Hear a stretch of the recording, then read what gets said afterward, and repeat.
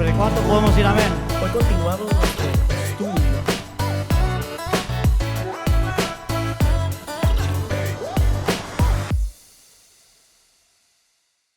Iniciamos hace 2 semanas con la primera bienaventuranza. Espero que se acuerden: bienaventurados los pobres en espíritu, pues de ellos es el reino de los cielos. Básicamente, ¿qué dijimos brevemente? Que es el reconocimiento de nuestra bancarrota espiritual. Bienaventurado, dichoso aquel que reconoce su realidad espiritual, su necesidad de Cristo. Ese es bienaventurado. No podemos hacer nada para obtener la salvación por nuestra propia cuenta, ni para vivir la vida cristiana. Básicamente, esa es la primera bienaventuranza.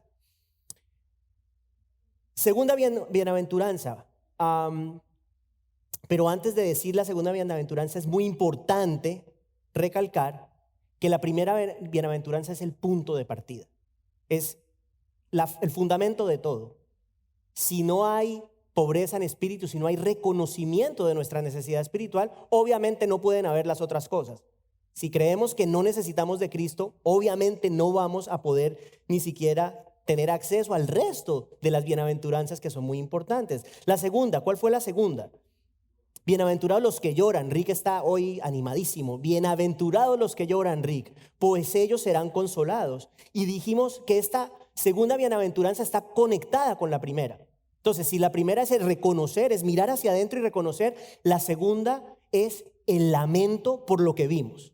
¿De acuerdo? Lamentarnos, ese lamento interno por reconocer esa realidad espiritual. Argumentamos que esta es la realidad de todo creyente en Cristo. Dijimos que la vida del creyente es un constante lamento. Es un constante lamento que se produce cada vez que nosotros consideramos nuestro pecado.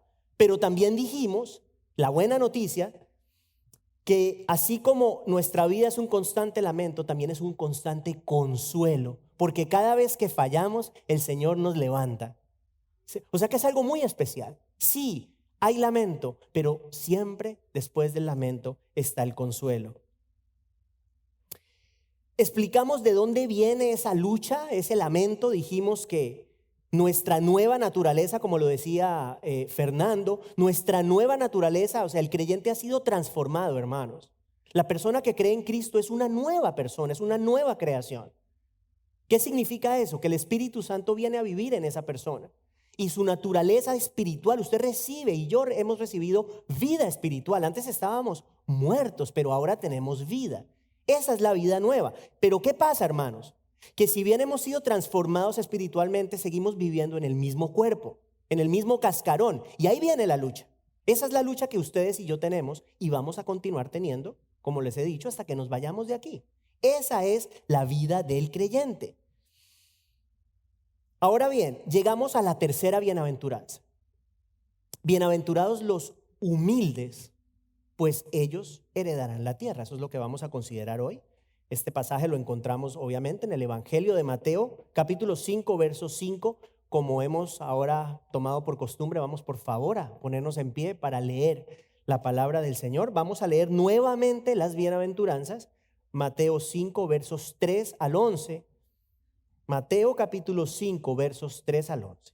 Dice la palabra de Dios: Bienaventurados los pobres en espíritu, pues de ellos es el reino de los cielos. Bienaventurados los que lloran, pues ellos serán consolados. Bienaventurados los humildes, pues ellos heredarán la tierra. Bienaventurados los que tienen hambre y sed de justicia, pues ellos serán saciados. Bienaventurados los misericordiosos, pues ellos recibirán misericordia. Bienaventurados los de limpio corazón, pues ellos verán a Dios. Bienaventurados los que procuran la paz, pues ellos serán llamados hijos de Dios.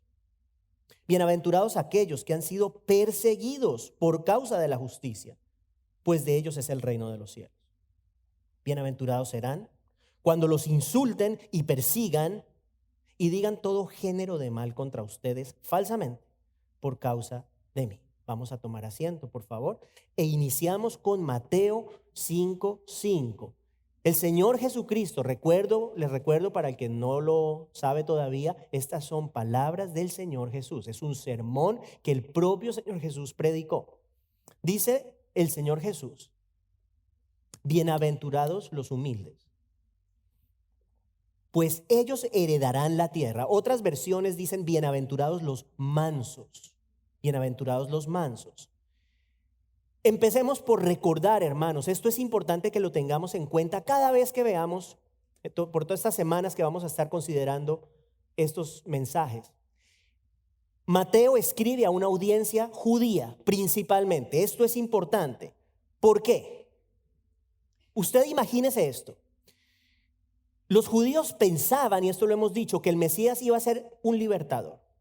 O sea, cuando ellos pensaban en el Mesías, ellos se imaginaban a un líder militar. Eso era lo que ellos estaban esperando. Un líder que los libertara de la opresión del Imperio Romano.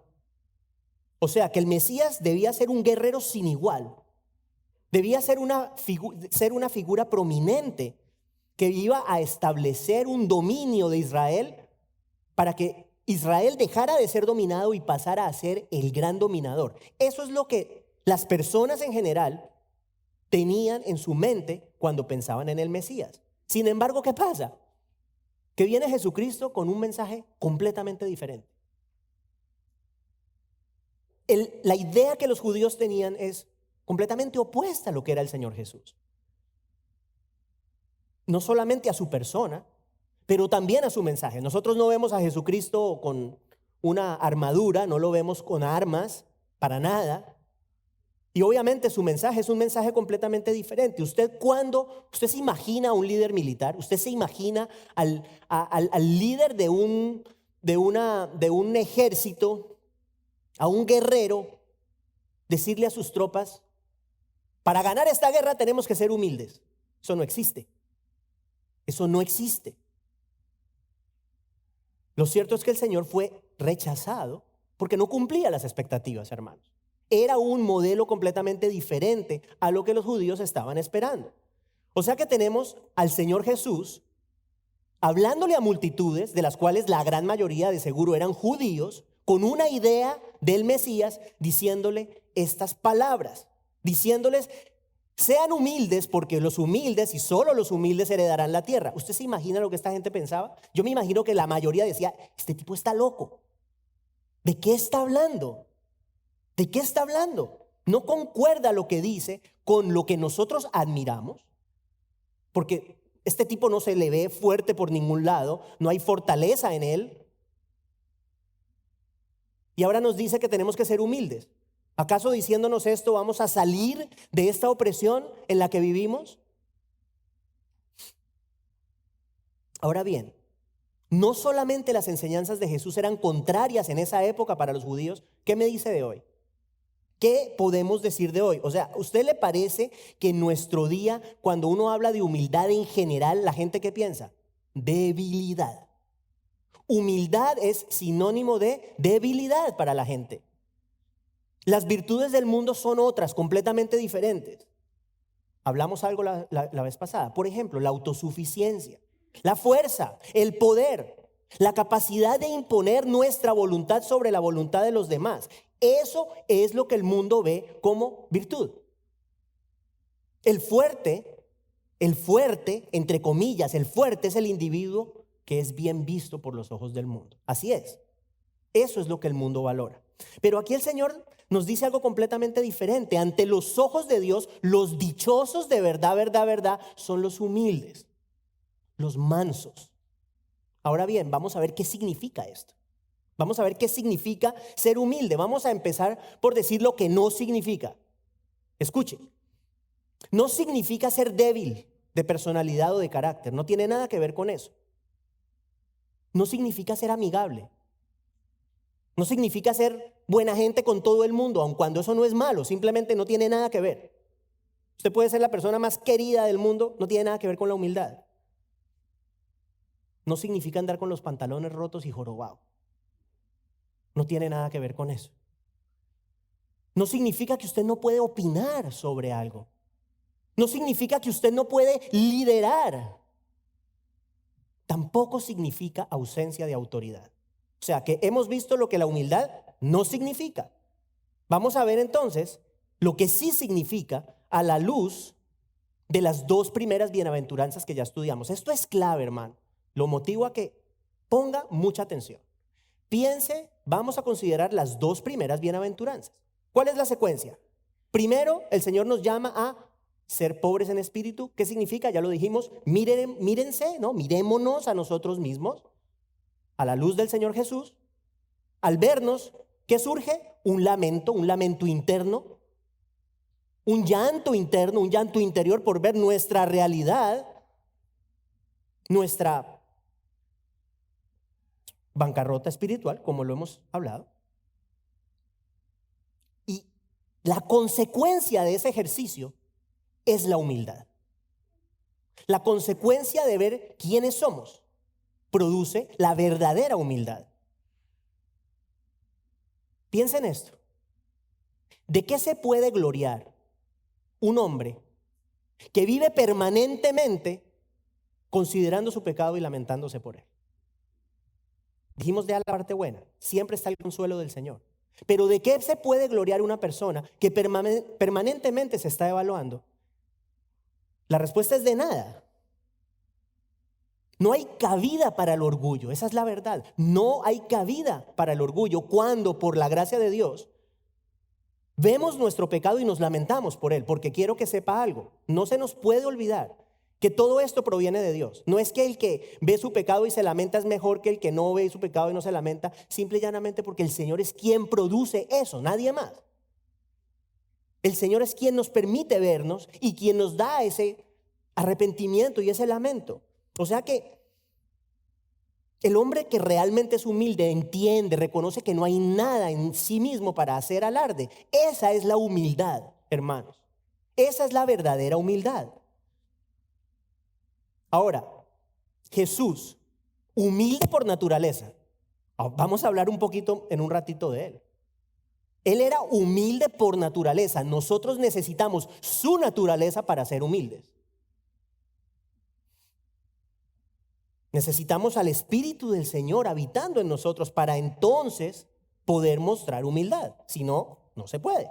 O sea que aquí viene una conclusión importante. Ninguna persona, hermanos, ninguna persona puede ser humilde ante los ojos de Dios aparte de Cristo. No se puede. ¿Por qué? Porque la verdadera humildad es producto de la vida impartida por Dios en el corazón del creyente. La gloria es toda de Dios, hermanos. La gloria es toda de Dios. Amén. No hemos hecho nada para obtener esa vida, lo sabemos. No hacemos nada para merecerla. No hay lugar para vanagloria. La Biblia incluso dice, ¿qué tienen que no hayan recibido? Nada. Hasta la fe es don de Dios. Ahora bien, otro aspecto importante con respecto a esta bienaventuranza, y esto es importantísimo también. Las primeras dos tienen que ver con actitudes más internas. ¿A qué me refiero? Mirarnos internamente nosotros y como resultado tener ese lamento interior, ¿de acuerdo? Pero la tercera bienaventuranza ya incluye a las demás personas y también al Señor. ¿En qué sentido? Piénselo de esta forma. La humildad es una actitud externa, es una actitud visible a las otras personas que surge, como les dije, de considerar lo que hay dentro de nosotros. Esa es la humildad. O sea que, ¿qué pasa? Entramos en lo profundo de nuestro corazón. Piensen esto, usted entra en lo profundo de su corazón. Imagínese que usted tiene en su manito la linterna de la luz de Cristo, que eso es lo que tenemos nosotros, la luz de Cristo en nosotros. Usted entra en su corazón, usted ve cosas que no son dignas de él, usted ve ciertas motivaciones, ciertos pensamientos, ciertas actitudes. Y cuando usted se da cuenta, que eso produce un descontento, hermanos. Eso produce un descontento, que es un buen descontento, es un descontento saludable. Es un dolor, es una insatisfacción que no permite que el orgullo haga raíz. No permite que el orgullo haga raíz, y menos mal, porque sabemos que Dios resiste al orgulloso, resiste al orgulloso. Y esa actitud interna obviamente impacta la forma como nosotros nos relacionamos con las personas. Piense esto. Lo que usted y yo pensamos acerca de nosotros influye en la forma como nos relacionamos con Dios y con nuestros semejantes. La imagen que usted tiene de sí mismo va a tener un efecto en la forma como usted trata a las otras personas. Va a tener un efecto en la forma como usted y yo nos acercamos a Dios. ¿Se acuerda el fariseo? Gracias, Señor, porque yo no soy como este publicano. Eso es orgullo. Eso no agrada al Señor. Es la actitud que Cristo desprecia. Cuando una persona se cree muy buena, tiene esta tendencia a creerse mejor que el otro, a creerse más inteligente que el otro, a decir tengo más habilidades, soy mejor preparado, lo que sea. No hay lugar para esto en la vida del creyente, hermanos. El orgullo no debe ser parte de nuestra vida porque es justamente la actitud que el Señor Jesús desprecia. O sea que hoy vamos a mirar 7 aspectos de la verdadera humildad. El Señor Jesús nos va a servir para ilustrar algunos de estos puntos. Y antes de iniciar, quiero recordar nuevamente que cuando hablamos de la humildad de Cristo, estamos hablando de la humildad que es parte de su esencia. No vaya a cometer el error de pensar que porque nosotros como seres humanos tenemos que mirar interiormente para ver nuestro pecado y lamentarnos y entonces ser humildes, que Jesucristo es lo mismo. Claro que no, porque Jesucristo no tuvo ni tiene pecado. Jesucristo es humilde y perfecto por naturaleza. Esa es su esencia y es como Él es. ¿Sí? Ahora bien, antes de iniciar con la primera, piensen esto, y esto lo hemos hablado muchas veces. El creyente es transformado progresivamente según la imagen de Cristo. Esa es la idea. Cuando el Señor lo salvó a usted y me salvó a mí, ¿usted quiere saber por qué usted sigue aquí en la tierra? Bueno, porque el Señor lo está conformando a usted y a mí, nos está conformando cada vez más según la imagen de Cristo. ¿Cuándo se termina ese proceso? El día que usted y yo nos vamos de aquí. Ese día seremos perfectos. Antes no. Pero estamos en un proceso de lo que la Biblia llama santificación. O sea que si el Señor tiene una humildad perfecta, ¿cuál es la idea? ¿Qué es lo que buscamos? Poder llegar a ser humildes como Él. Esa es la idea, ¿sí? Que cuando nosotros somos humildes, estamos reflejando un carácter, perdónenme, un atributo del carácter perfecto de Cristo. Cuando somos humildes, estamos reflejando un atributo del carácter perfecto de Cristo. Entonces vamos a ver 7 aspectos de la verdadera humildad. Número uno, la humildad no implica debilidad, como ya lo dije, pero es poder bajo control. Escuche, poder bajo control. Contrario a lo que el mundo piensa, la humildad no es sinónimo de debilidad, es lo contrario. La humildad es fortaleza que se manifiesta a través del control de sí mismo. Proverbios 16:32, mire lo que dice. Dice, mejor es el lento para la ira que el poderoso, y el que domina su espíritu que el que toma o el que conquista una ciudad. Mejor es el que se controla a sí mismo, dice la Biblia, que el conquistador de una ciudad. El dominio propio, hermanos. El dominio propio es un distintivo del hombre humilde.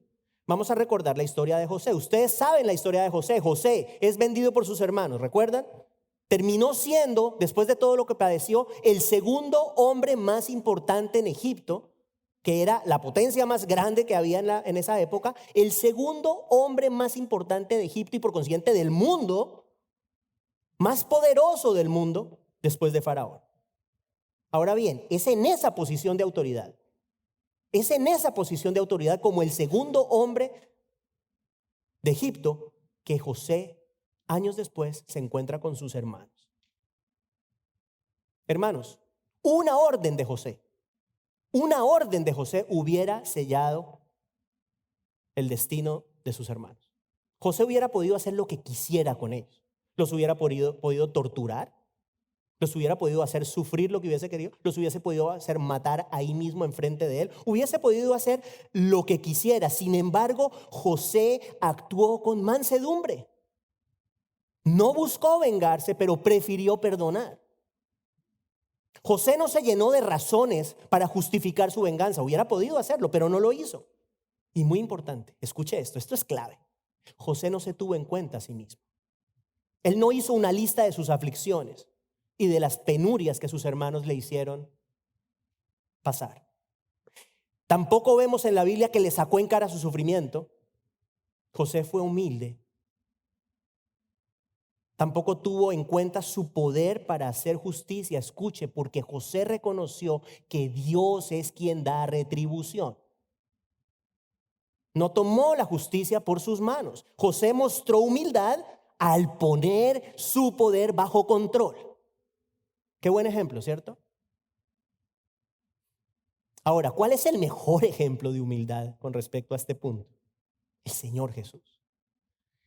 Hermanos,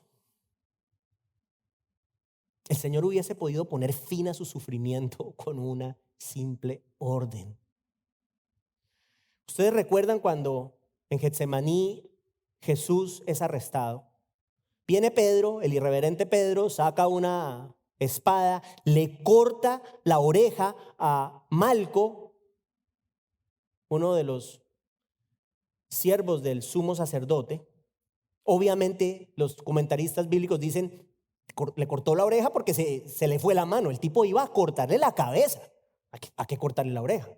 Quería cortarle la cabeza, quería matarlo. ¿Qué le dice el Señor, hermanos? Jesús reprende a Pedro en ese momento y le dice estas palabras: vuelve tu espada a su sitio, porque todos los que tomen la espada a espada perecerán. Y luego escuche lo que dice: ¿o piensas que no puedo rogar a mi Padre? Y aquí viene: y Él pondría a mi disposición ahora mismo más de 12 legiones de ángeles. ¿Cuál es el punto? Jesús tenía el poder para parar todo eso. No había poder humano que pudiese enfrentarse al poder del Señor Jesús. Sin embargo, no lo hizo. No lo usó. Nunca buscó vengarse. Usted no ve una venganza del Señor Jesús en las Escrituras. Usted ve en él, recuerda cuando entró al templo y estaban estos individuos haciendo negocio ahí. Ok, él se puso bravo con ellos por celo a su padre, pero con respecto a él, a su persona, nunca, jamás hay venganza, nunca amenazó, nunca actuó en defensa propia. El Señor Jesucristo nos mostró humildad a todos nosotros. ¿Cómo? Poniendo su infinito poder bajo control. Primer aspecto de la verdadera humildad. Vamos al segundo. Número 2, la humildad acepta la enseñanza. ¿Qué quiero decir con esto? La persona humilde reconoce que no lo sabe todo y está abierta a aprender, está abierta a la instrucción. Le hago una pregunta. A ver, los que no están muy despiertos, ¿ha conocido usted algún sabelotodo? Hay personas que usted habla y usted les dice algo: ah, sí, yo sé, ah, sí, yo sé, ah, sí, yo sé. No se puede tener una conversación porque usted trata de hablar algo y se vuelve un monólogo de ellos para dejarnos saber todo lo que saben. ¿Sí o no? Nosotros conocemos algunas. Las queremos, valga la pena, decir que las personas que conocemos son personas que queremos, pero son así. Se las saben todas, hermanos. Se las saben absolutamente todas. Ahora bien, escuche esto. Creo que está claro si decimos que hay una arrogancia implícita en esa actitud. Cuando una persona siente que se las sabe todas, es una actitud arrogante. Ahora, ¿qué nos muestra el Señor Jesucristo? Escuche esto. El Señor se humilló, eso lo sabemos, en su encarnación. Yo quiero decirle, si usted no lo sabía, que el Señor Jesús en su encarnación no tenía conocimiento de todas las cosas. Voluntariamente se despojó de muchos de estos atributos. Por ejemplo, ¿se acuerda cuando él era niño?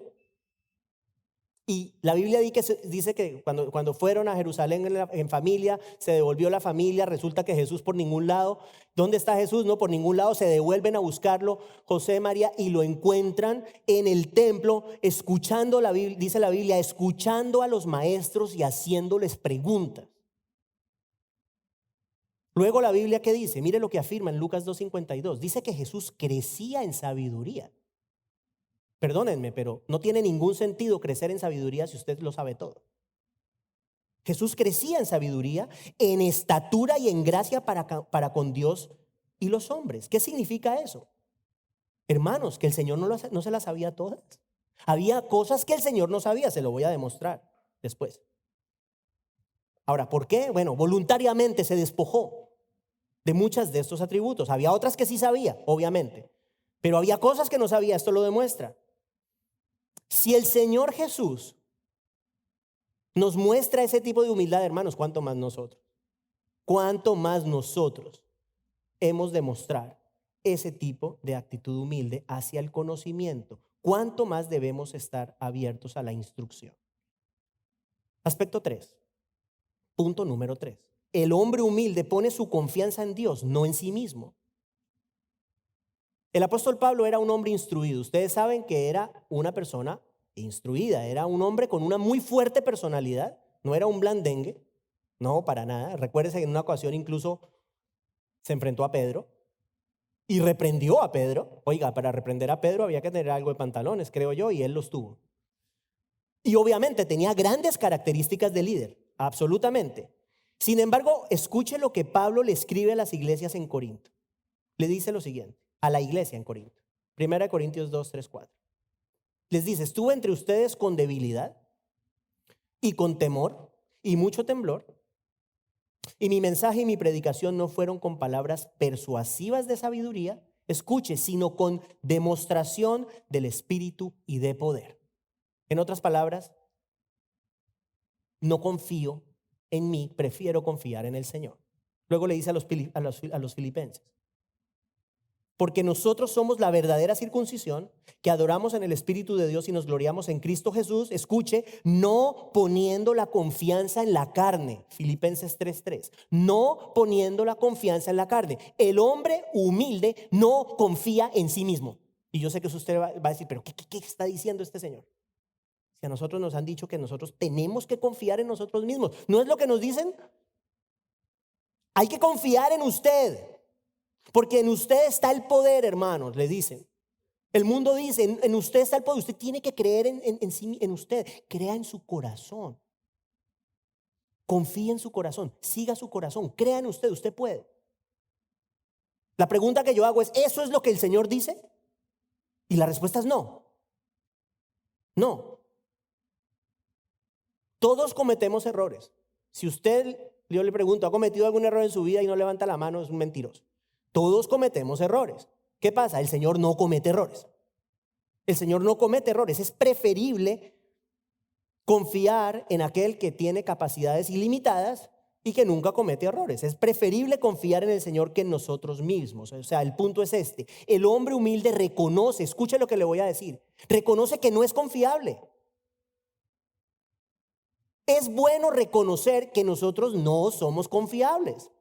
Nosotros podemos fallar en cualquier momento. Es saludable reconocer no somos confiables y preferimos poner nuestra confianza en el Señor, porque si así lo hacemos, escuche, nunca nos vamos a ver defraudados. Él no nos falla. Punto número 4. Este es muy importante. La humildad no se aferra a sus derechos. La humildad no se aferra a sus derechos. Acuérdese de la historia de Abraham. ¿Qué pasó con Abraham? El Señor lo sacó de su tierra, lo lleva a la tierra de Canaán. Estaba Lot, que era su sobrino, y surgió una disputa por las tierras entre Abraham y Lot. Abraham tenía el derecho sobre toda la tierra, porque el Señor, Jehová, le había dado el derecho directamente a él. Sin embargo, surgió una disputa entre los pastores de Lot, los pastores de Abraham. ¿Y qué pasa? ¿Qué dice la Biblia? Génesis 13:6. Dice que ambos hombres tenían muchas posesiones y que la tierra no era suficiente para que pudieran habitar juntos en el mismo lugar. Génesis 13:6 dice eso. ¿Qué hace Abraham?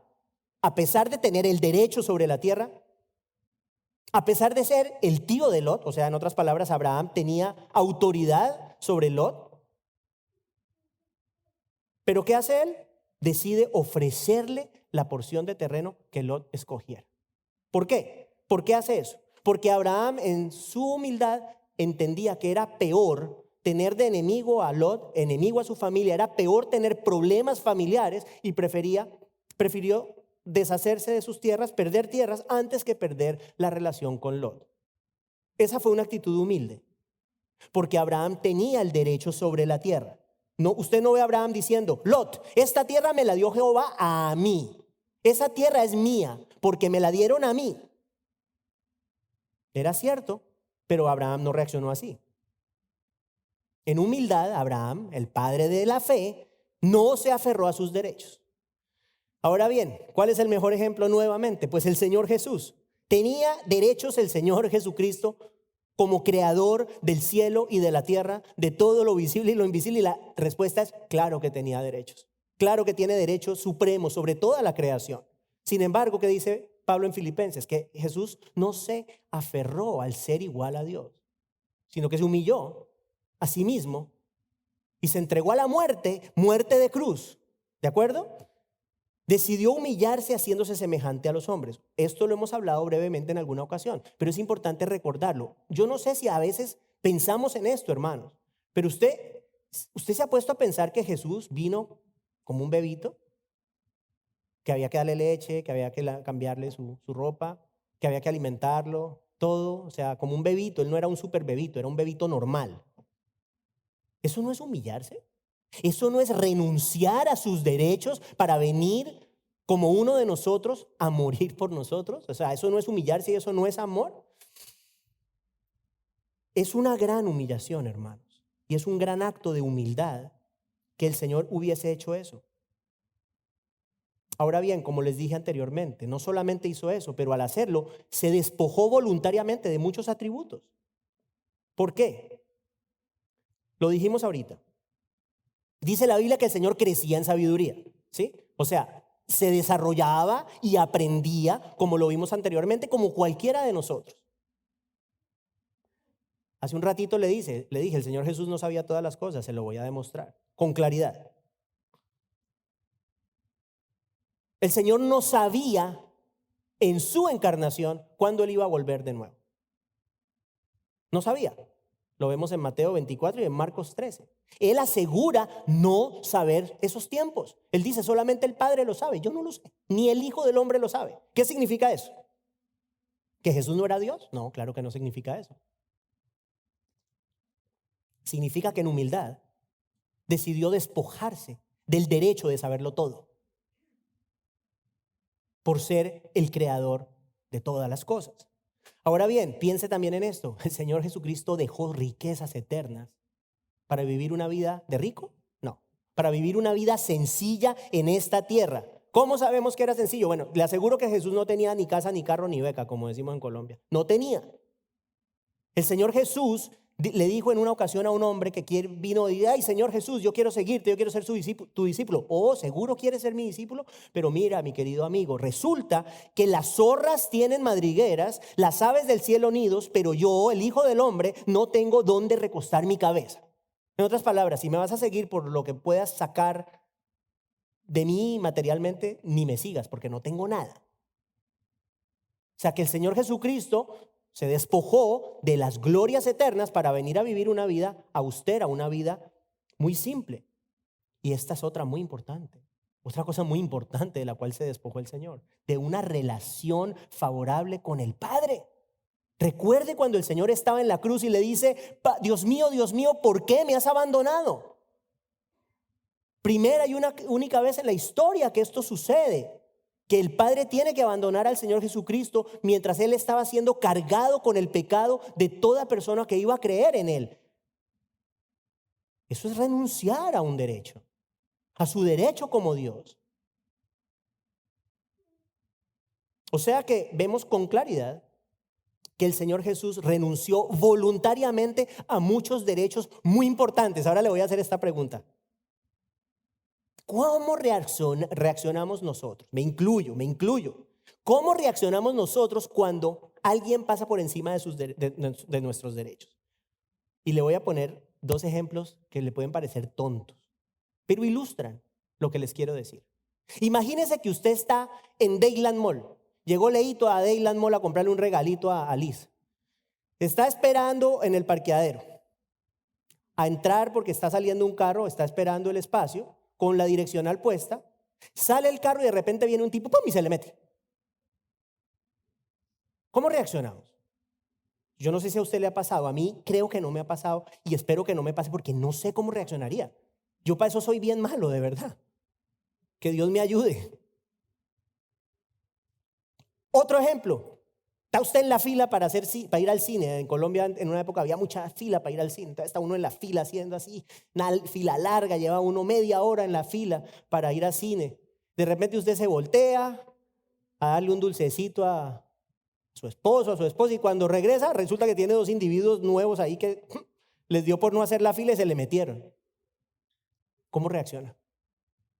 Son ejemplos tontos. Pero la pregunta y la razón por la cual pongo estos ejemplos tontos es: si nosotros no podemos reaccionar con humildad, con mansedumbre en una situación tan vana, imagínese con las cosas serias de la vida. Imagínese cuando alguien de verdad pasa por encima de usted.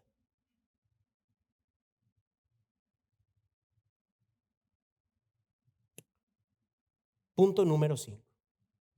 Y antes de ir al punto número 5, que el Señor nos ayude, que de verdad todos necesitamos. Yo necesito ayuda. Yo necesito ayuda para no aferrarme a mis derechos. Necesitamos ayuda para ser mansos de corazón, como es nuestro Señor Jesús. Punto número 5. Importante también, la humildad no impone su propia voluntad. No impone su propia voluntad. Y esto es simple. ¿Cuántas veces usted quiere que todo se haga como usted quiere? Y ya. Eso nos pasa a las personas que somos un poco controladoras. Yo reconozco que yo tengo una personalidad un poco así. Yo soy fuerte. Yo puedo tener una actitud un poco controladora. Si no, mi esposa dice que es que... Ahora aquí es que aleluya. Buscar que las cosas se hagan como uno quiere que se hagan, ¿sí? Es nuestra voluntad la que nos importa y lo que los otros piensan nos parece secundario. Ese no es el ejemplo de Cristo. ¿Qué hizo el Señor en Getsemaní, hermanos? A unas horas de ser crucificado. El Señor está en Getsemaní sudando sangre, clamando al Padre que le perdone la vida. Padre, si es tu voluntad, aparta de mí esta copa, pero aquí viene la parte clave. Pero no se haga mi voluntad, sino la tuya. En otras palabras, yo tengo una voluntad, hay algo que yo quiero, hay algo que yo deseo, hay algo que yo creo que necesito, pero ¿sabes algo, Señor? Eso es lo que yo quiero, pero que se haga lo que tú quieres. Si concuerda con lo que yo quiero, perfecto. Si no concuerda con lo que yo quiero, también está bien. Eso es humildad. Eso es mansedumbre. Ejemplo tonto, otro ejemplo tonto. Hoy fue el día de los ejemplos tontos. Se terminó el servicio. Hoy de pronto terminamos un poquito antes. Vamos a ver. Yo sé que están un poquito largos estos mensajes. Ténganme paciencia, hermano. Se acabó el servicio. Y resulta que Eduardo tiene un hambre y está soñando con este restaurante venezolano que está no sé dónde y mejor dicho está aquí sentado, pero no está aquí porque está pensando en esa, ¿cómo es que le llaman ustedes? La cachapa que se va a comer, y el hombre está con la boca, pues que saliva. Se acabó el servicio y Eduardo le dice a Patricia: Patricia, vámonos aquí para el restaurante de Pepito. Y Patricia le dice: ay, pero ¿sabes qué? Es que yo no quiero ir al restaurante de Pepito, yo quiero ir a otro lado.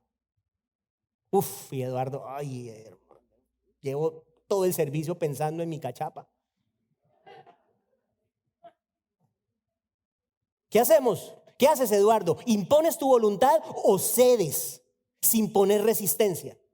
Parece un ejemplo tonto, pero se requiere mansedumbre para dejar lo que uno quiere y permitir lo que la otra persona quiere. Es un ejemplo básico, yo lo sé. Ahora, les voy a decir algo, lo que les dije ahorita. Si un ejemplito como este nos genera problemas en nuestra vida diaria, imagínense las cosas serias. Imagínense las cosas serias, las cosas que son de más peso. Siguiente distintivo, punto número 6. La humildad reconoce sus limitaciones.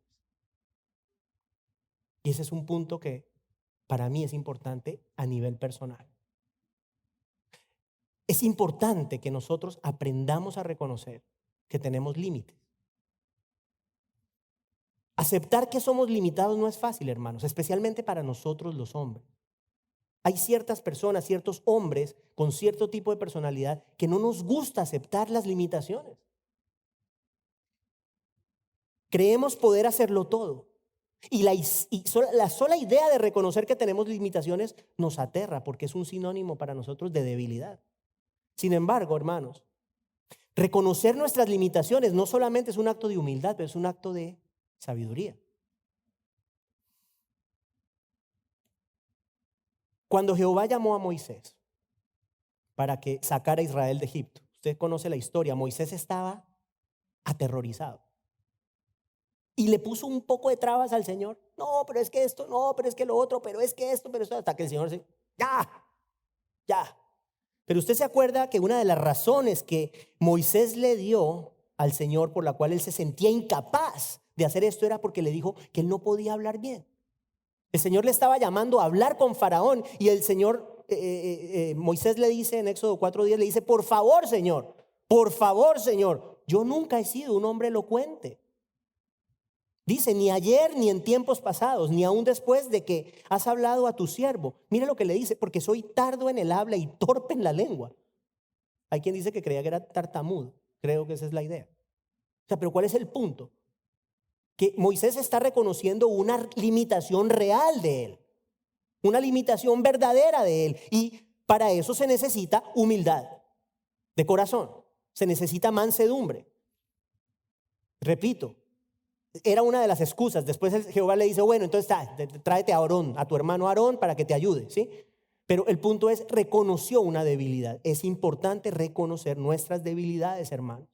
Es importante. Todos tenemos límites. Usted tiene límites, yo tengo límites. Cuando estamos llegando a nuestro límite es preferible parar. Es preferible reconocer que no podemos hacerlo todo. Y llegamos al último punto, la verdadera humildad, punto 7. La verdadera humildad busca la gloria de Dios, no la propia. Volviendo al Señor Jesús. Soportó todo el Señor, ¿de acuerdo?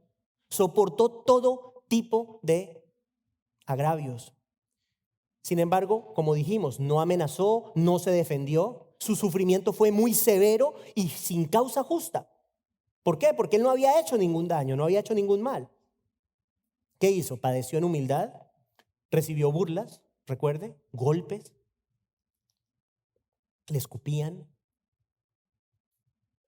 pusieron esa corona, le clavaron esos clavos terribles.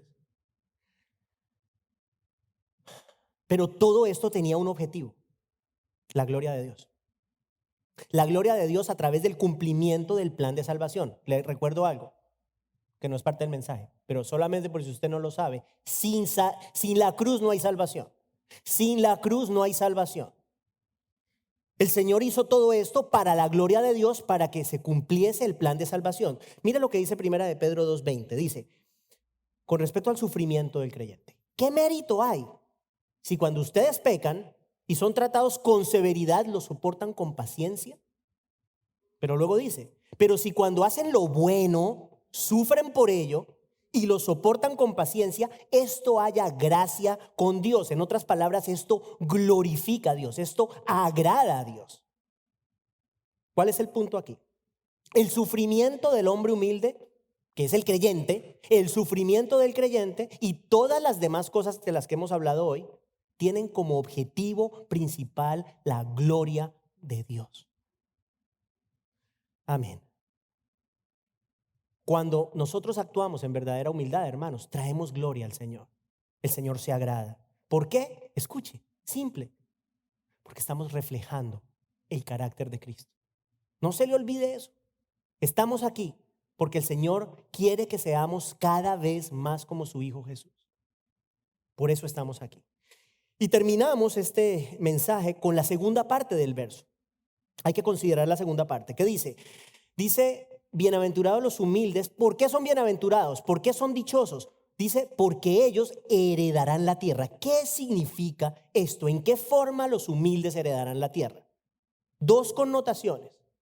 Escuche, la connotación presente y la connotación futura. Y esto es muy bonito. Por un lado, hablemos de esta vida, el presente. El creyente tiene algo muy especial, hermanos. El creyente tiene una capacidad para disfrutar la vida. El creyente tiene la capacidad para que su corazón se llene, para ser saciado por Dios. El creyente no necesita 20 mujeres. El creyente se sacia con una, su esposa. El creyente no necesita 20 mansiones. Puede vivir en una casa sencilla, pero su gozo es el Señor. El creyente no necesita ir a Europa todos los años. Puede ir a Los Cayos y estar contento. Porque el Señor da el contentamiento.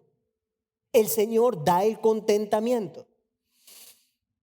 Pablo habla de esto, Filipenses 4:12. ¿Qué dice? Mire, para mí esta es una de las cosas más bellas y más poderosas que Pablo dice. Dice, sé vivir en pobreza y sé vivir en prosperidad. En todo y por todo he aprendido el secreto, tanto de estar saciado, como de tener hambre o tener abundancia, como de sufrir necesidad. Y luego dice las muy famosas palabras en el verso 13, porque todo lo puedo en Cristo que me fortalece. En otras palabras, puedo padecer necesidad y estar contento. Puedo tener abundancia y estar contento. Puedo padecer persecución y estar contento. Hermanos, yo no sé si ustedes ven esto, pero qué mejor lugar en esta vida que poder tener contentamiento independientemente de lo que esté pasando alrededor. Eso es verdadera felicidad y contentamiento, y ese contentamiento lo da Dios. En ese sentido, los humildes heredan la tierra. Heredan la tierra porque disfrutan la tierra, porque viven de una manera plena esta existencia, y en ese aspecto y en ese sentido, los humildes heredan la tierra. Ahora bien, hay otra connotación. Antes de esa, se me fue una escritura, 2 Corintios 6:10. ¿Qué dice Pablo? Parecemos no tener nada, dice, pero somos dueños de todo. Parecemos no tener nada. Quien nos ve dice, no, usted no tiene nada, pero somos dueños de todo. Heredan la tierra los humildes. La otra connotación es preciosa, es la futura. El humilde es el creyente, ya hemos hablado, ¿no? Que nos quede claro, el hombre humilde es el creyente, el pobre en espíritu es el creyente, que es el que se lamenta, es el mismo creyente, que es el humilde.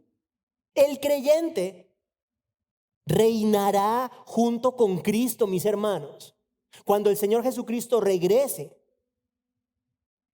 en su segunda venida, el creyente reinará junto con Él en el reino milenial aquí en esta tierra. Por 1000 años, aquí en esta tierra, el creyente reinará con Cristo. En ese sentido, el humilde heredará la tierra, pero no solamente eso. El humilde heredará lo que Apocalipsis llama el cielo nuevo, la tierra nueva. Esa es nuestra eternidad para siempre.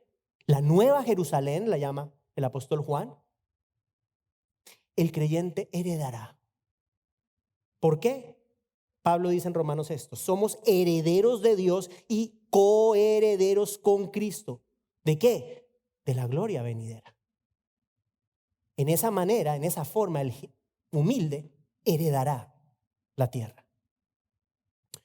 Y terminamos repitiendo, ya ahora sí acabé, diciendo que no podemos ser genuinamente humildes por nuestra cuenta. Entendamos eso. Es un trabajo del Espíritu Santo de Dios en nuestra vida. Él es el único que nos puede llevar a ese reconocimiento de nuestra bancarrota espiritual, primera bienaventuranza, al lamento por nuestro pecado, la segunda bienaventuranza, y posteriormente a la humildad que producen estas dos primeras bienaventuranzas. Solamente en Cristo el ser humano puede vivir el sermón del monte. Aparte de Cristo es imposible, no se puede. Progresivamente, poco a poco, nuestras vidas han de mostrar estas características en nuestro carácter que son propias del carácter del Señor Jesucristo. Hermanos, la próxima semana continuamos las bienaventuranzas. Bienaventurados los que tienen hambre y sed de justicia, pues ellos serán saciados. Por ahora, ¿qué les pido? Que meditemos todos en lo que escuchamos hoy y que roguemos al Señor que nos ayude a ser mansos y que nos ayude a ser humildes de corazón. Oremos. Padre, en el nombre de Jesús, damos gracias a ti por tu palabra. Damos gracias porque sabemos, Señor, que sin ti ninguna de estas realidades son posibles, Señor. Oramos en esta mañana que nos ayudes a ser humildes genuinamente de corazón. Que nos ayudes a reconocer, Señor, que en nuestra pobreza, en nuestra necesidad de ti, nosotros no tenemos nada de qué gloriarnos. La fe nos ha sido entregada por ti. La fe es un don de Dios, dice tu palabra. No por obras es la salvación, para que nadie se gloríe. ¿Por qué se jactan? Si todo lo que tienen lo han recibido. Ayúdanos a ser personas humildes, Señor. Ayúdanos a aprender a emular el carácter humilde del Señor Jesucristo. Ayúdanos a renunciar a nuestros derechos. Ayúdanos a desear ser cada día más como tú. Te damos las gracias, Señor, y bendecimos tu nombre en esta mañana, en el nombre de Jesús. Amén.